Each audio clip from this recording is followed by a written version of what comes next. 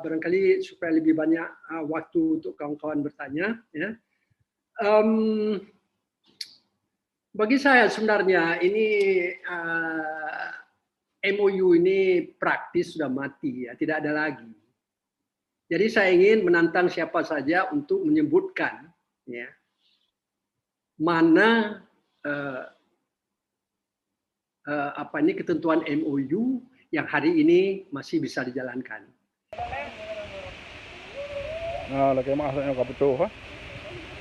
Tanam.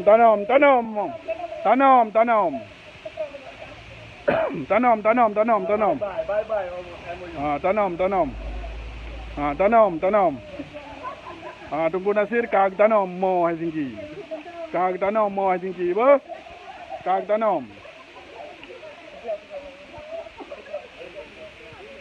Kag tanam mau Helsinki, ya. Beli dah kedua Aceh, ba?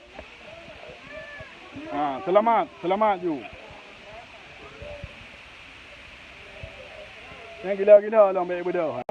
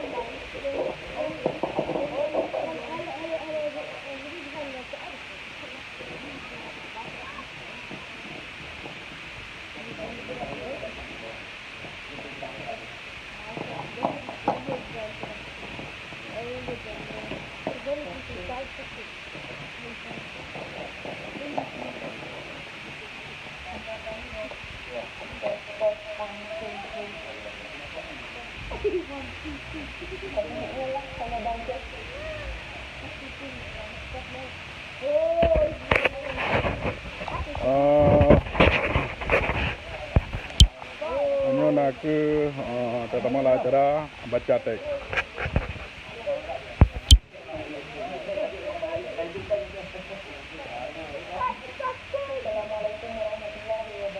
Waalaikumsalam warahmatullahi taala wabarakatuh. To my respectful people of Aceh around the world and wherever you are. To mark the occasion of this day, we would like to first convey our introductory remarks.